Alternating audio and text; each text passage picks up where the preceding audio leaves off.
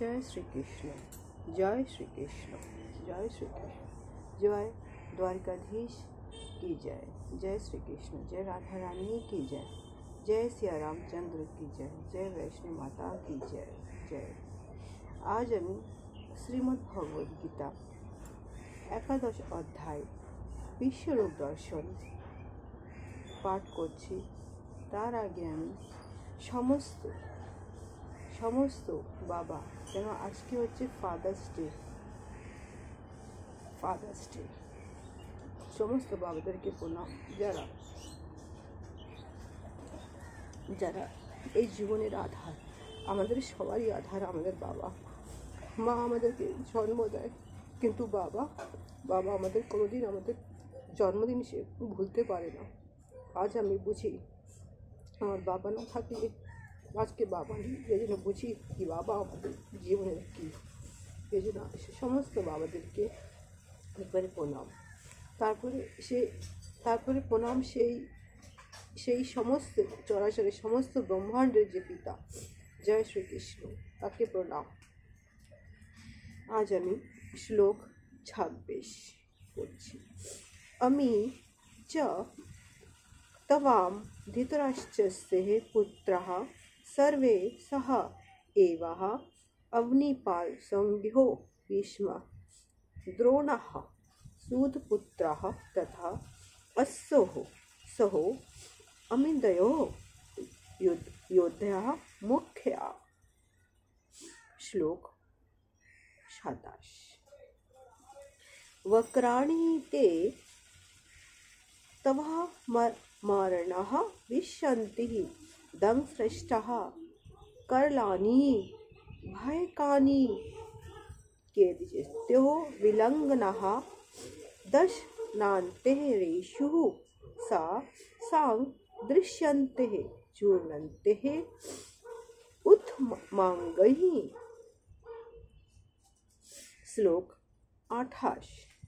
यथा नदीनां बहवः अम्बुवेगः समुद्रम् एवः अभिमुख्या द्रवन्ति यथा तवः अमी नरलोकवीराः विशन्ति वक्रामि अभिविचलन्ति। श्लोक 29। यथा प्रदीप्तां ज्वालां पतंग विशन्ति नाशयः समुद्रवेगः यथा नाशय विशन्ति लोकाः तव अपि वक्राणि समुद्रवेगः। श्लोक 30।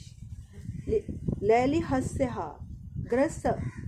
ग्रसमान् समस्तान् लोकान् समग्रान् वदन्ति जलदिभ्यः तेजोभिः अपूर्णः जगतः समग्रं भासः तवः उग्रः प्रतपन्ति विशोः। সমস্ত শ্লোকের অনুবাদ হচ্ছে, ধৃতরাষ্ট্রের পুত্ররা, তাদের মিত্র সমস্ত রাজ্যবর্গ, ভীষ্ম, দ্রোণ, কর্ণ ও আমাদের পক্ষের সমস্ত সৈন্যরা তোমার করল দন্ত বিশিষ্ট মুখের মধ্যে দ্রুত বেগে তারা প্রবেশ করছে এবং সেই দন্তের মধ্যে তারা বিলগ্ন হয়ে তাদের মস্তক চূর্ণিত হচ্ছে। নদীসমূহ সমস্ত সমুদ্র প্রভাবিত হয়ে সমুদ্রে প্রবেশ করছে, তেমনি নরলোকের বীরগণ তোমার জ্বলন্ত মুখের ভিতরে প্রবেশ করছে। পতঙ্গ যেমন দ্রুতগতিতে ধাবিত হয়ে মরণের জন্য জ্বলন্ত অগ্নিতে প্রবেশ করে, তেমনি সেই লোকেরাও মৃত্যুর জন্য অতি বেগে তোমার মুখের ভিতরে প্রবেশ করছে। হে বিষ্ণু, তুমি তোমার জ্বলন্ত মুখের দ্বারা সকল লোককেই গ্রাস করে চলেছ এবং তোমার তেজরাশি দ্বারা সমগ্র জগৎকে আবৃত করে তুমি তুমি তো সমাপ্ত করছো। এখানে এখানে এখানে এখানে শ্রীকৃষ্ণ সমস্ত সমস্ত ব্রহ্মাণ্ডকে সে সে বিনাশ করছে।